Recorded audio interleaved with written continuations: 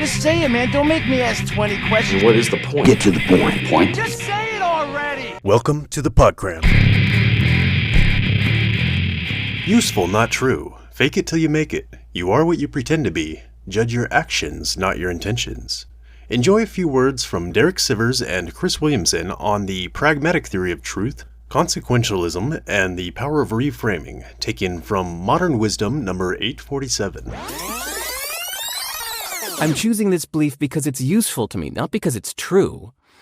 And this subject came up a few times. Even when I was writing a book about business, I would say something like, marketing is just another way of being considerate. And there would always be somebody to say, well, that's not always true. And say, I know it's not true, but this is a nicer way of thinking of marketing. Instead of thinking like, how can I annoy people and spam them?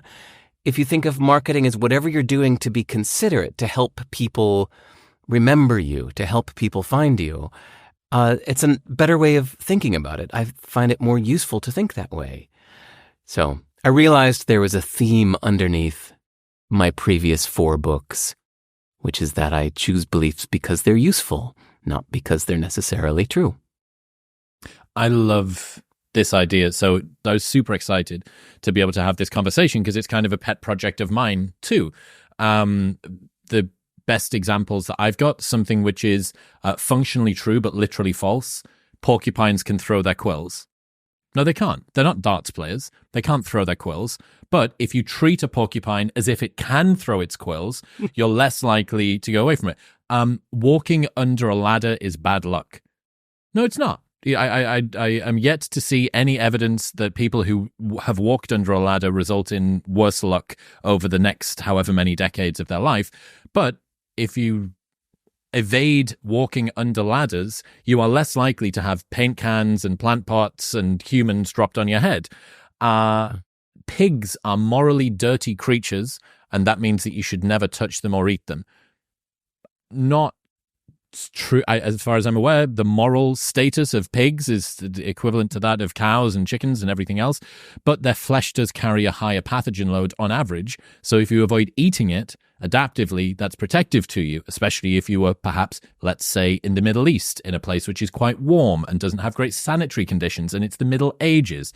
And the reverse, something which would be literally true but functionally false, much harder to find, at least in my opinion, would be free will doesn't exist.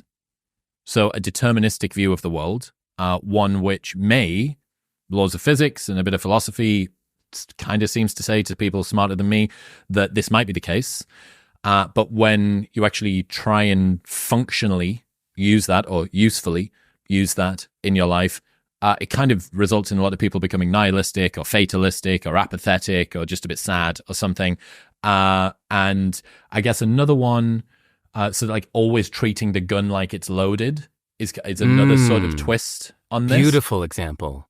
So yes, this is a topic that me and you and a couple of my friends have been pointing at from different directions. And I'm very glad that someone's finally come along and put it into a single piece of work. And this is what I thought you'd quoted in your book. We are what we pretend to be, so we must be careful about what we pretend to be. Kurt Vonnegut. Yes. That Kurt Vonnegut, I misremembered that Kurt Vonnegut quote for many years. And I just remembered it as, you are whatever you pretend to be. And when I found the original quote, I went, I like my version better. Because my previous book, called How to Live, was a deliberate exercise in contradicting myself. Every chapter contradicted every other chapter. Each chapter, there were 27 chapters, and each one was completely convinced that it had the answer on how you should live your life. And therefore, every chapter disagreed with every other chapter. And it was such a fun format because of the thing that you just read. It was a way of saying, I am not picking just one thing and saying, this is the answer. I am stating up front that I believe in opposites. I believe in contradiction for a few reasons. But the most visual one, or I should say audible one, is an orchestra. The book ends with an image of an orchestra seating chart with 27 different types of instruments to match for the 27 chapters. And the idea is, if you are a composer or a conductor, nobody would say, hey, composer, what is the best instrument? You'd say, well, for when? For what? There is no correct answer. You use instruments for their purposes. You bring in the clarinets when you want the clarinets, and you bring in the trumpets for that effect, and you hit the timpanis for that effect. And sometimes you combine them. Sometimes you have the cello and the oboe playing at the same time, and what you like is the combination. So, of course, this is the Modern Wisdom Podcast. You know where I'm going with this. This is what philosophies are to us. Philosophies are not an argument about which is the correct way to see the world. That's like asking the composer, what is the best instrument? Philosophies are tools that we use for purposes and at different times in our life. Music is time. You bring them in at different times. You use stoicism sometimes, not always. You use skepticism sometimes. Maybe you have like stoicism and skepticism combined like an oboe and a cello at the same time, and you use them, and then maybe you put them to bed before you go to sleep at night, and you flip to a different philosophy that helps you sleep at night. And a different philosophy helps you get up in the morning. And a different philosophy helps you succeed in business. And a different philosophy helps you focus on your family. That there is no one right answer. These are tools that we use. Just revisiting that molested version of Kurt Vonnegut's quote that you came up with. Dude, could you use another adjective, please? You molested Kurt Vonnegut. No. You are what you pretend to be. Yeah. What does that mean to you? If you pretend to be kind, you are being kind. If you pretend to be a good parent, say, my real world situation is there were times when my kid was little that he'd say like, Dad, play horse. And like, my authentic response was like, I don't want to get down on the ground and crawl around. But it just took a second of thinking, wait a minute, this matters to him. This is all about our connection and our bond. I want to give him a great childhood. I will get down on my hands and knees and be a horse right now. And I get down on my hands and knees and I pretend that I'm into it. And you know what? I get into it. And zoomed out, I pretend to be a good dad for him. I do the actions he needs me to do or wants me to do. And by pretending to be a good dad, I become a good dad. And this matters with bravery, being social. I'm inherently antisocial, introvert, whatever you want to call it. And when I have to go into a social situation with a bunch of people in a room going, rah, rah, rah, rah, rah, talking, like my first thought is, oh, fuck me. But I'm like, you know what? I know how, I was like, okay, I've read some books on social skills. I consciously know what I should be doing. Here we go. And so I can just pretend for 1 hour to be social. And I can walk into that room and I can walk up to people and say, hi, I'm there, what do you do? Where are you from? No, really? No way. You come from there? Wow, cool. Tell me, now, why did you do that? See, I just asked somebody why. But I can pretend to be social for 1 hour and then leave exhausted. But by pretending to be social, I was being social. So I really like this idea of you are whatever you pretend to be. So therefore, you don't have to be that in your core and your self-identity. You can just turn it on and just pretend to be that. And that's enough, because by pretending to be that, you are being that.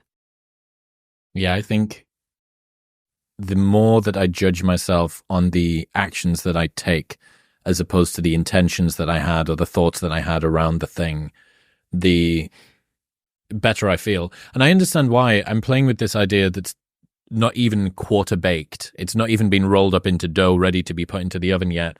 But I've got this sort of belief that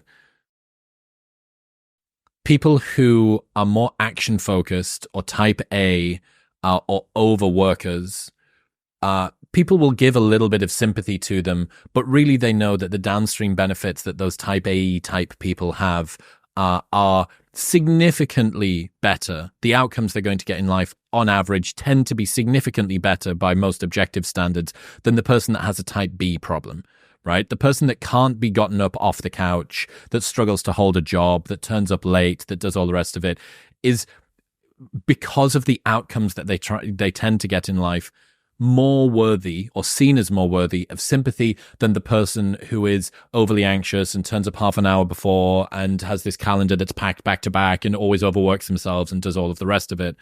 But I kind of get the sense that the judging yourself on your action, the actions that you took, not the thoughts that you had, you are what you pretend to be, is a nice way for the type A person to take back a little bit of that control and to sort of own it, because they're the sort of person, I think, who is likely to have taken action and then overthought themselves out of feeling like they were good and worthy for praise for having done that thing.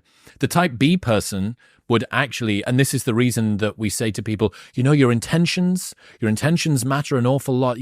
I know that you didn't get the X, Y, or Z done, but you really meant to do well. That feels like a compassionate thing to do because it raises up the person who needs more encouragement to go and do a thing. But we don't talk about the person that is really, really hardcore going after doing the thing and still doesn't feel good enough despite the fact that they did it. So you going to the party, having the conversations, I'm not a social person, God, this is going to be tough. And then you put on the performance once you've done it. And then you go back home and you go, oh, well, there's me, another non-extrovert out for the night. That didn't go very well. But if you actually look, what was the thing that I did? To everybody else, by every observable, measurable, objective standard, I did the social thing. I just did it. I just did it in front of me.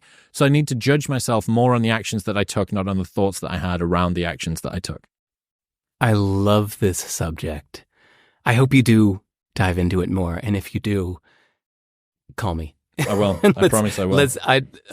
Let's reverse this where we have a conversation where I nerd out with you about your subject. Because authenticity is overrated.